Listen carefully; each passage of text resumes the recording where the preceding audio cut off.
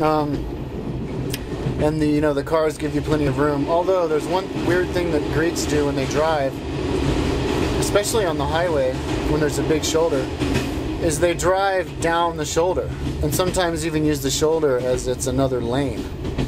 And they drive down with their car halfway or into the shoulder just because. Like, I don't know why. Maybe they think it's safer for oncoming traffic, but they do it down the superhighway as well, and which was a little bit concerning to me as a bicyclist.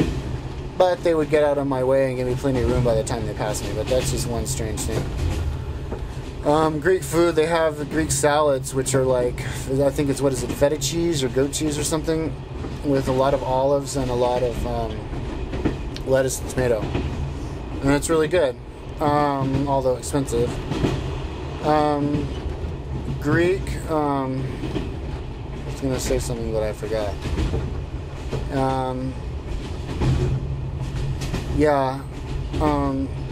So there's one thing about the Greek infrastructure that wasn't so good, and that's their toilets. They don't maintain their toilets very well. They can't design their toilets how to flush as well, and their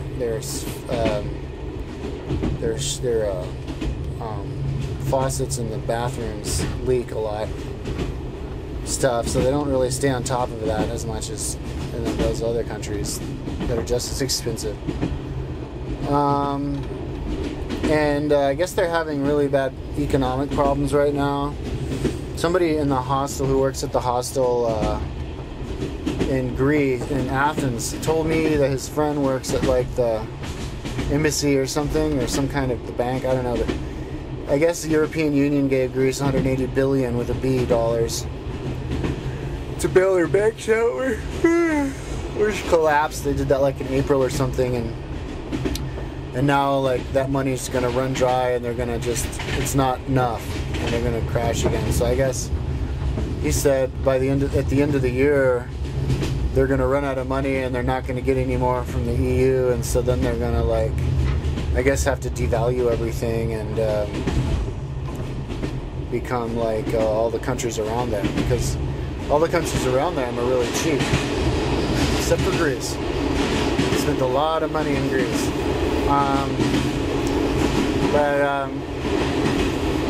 Greek people are really friendly, and they're out in the normal towns and stuff.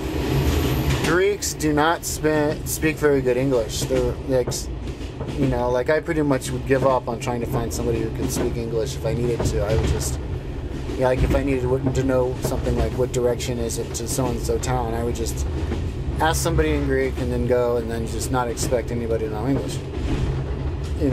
But I mean, there are Greeks who can speak English, like in tourist places, and well, there's everywhere somebody can speak English, but not as much as Western Europe and even some of the other countries, I think, that I've been to in the Balkans. I think even Bulgaria, they could speak better. Although I didn't really explore Bulgaria much. But anyways, I felt really safe in Greece. That's another thing about Greece that I kind of got the vibe is that they're not criminally minded at all. They're not thinking about stealing. I got to the point where I was just like leaving my bike around like outside, while I would go into the bathroom at a restaurant, or like go in and fill my water bottles up in a restaurant or something. I'd just leave my bike out there and not be worried about it. In fact, at one point, I was riding my bike out of Athens. I thought I was going to ride north, but I ended up going to the island for a couple days, and I'm glad I did that. And my tent fell off my backpack. Like I was stupid and I didn't strap it right, and some motorcycle guy comes up behind me, and he's like, "Here's your backpack." I saw it fall off. I was like, oh my God, how lucky is that? Athens is a really big city. Somebody asked me if I could detect like the sadness or like depression or stress from Greeks from their economic problems, and I did detect some like snappiness in Greeks. I don't know if that's because of their Greeks or because of their economic problems, because Like one bike guy at a bike shop kind of yelled at me, or was being frustrated with me because I couldn't get my screws out of my cleats. And I mean, it's like, you know, if I can't get them out, you can't get them out either. You don't have to like get stressed. And then this other guy, I put my bike halfway into a shop, seeing if I could find a welder, and I just brought my wheel like halfway in. I just peeked in to see if there's a welder there, and some guy like appears behind me speaking English.